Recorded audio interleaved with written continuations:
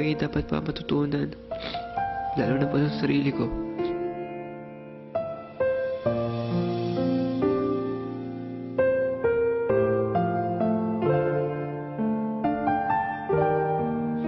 At dati kong pangarap to, hindi lahat ng tao nakakapasok dito.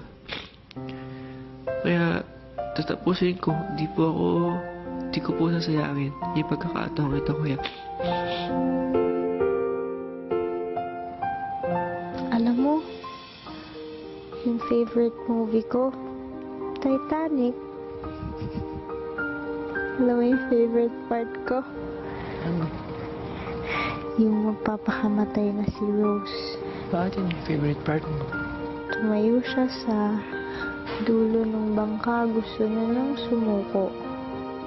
Pero si Jack, namiss niya siguro family niya. Pero si Jack, umiyak. ayaw pa niyang mawala si Rose. Gusto pa niya makasama si Rose. Kaya pinigilan niya si Rose na tumalon sa bangka. Yun yung favorite part ko.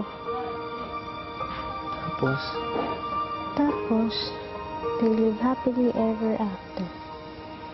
The end. Gets mo? Gets ko.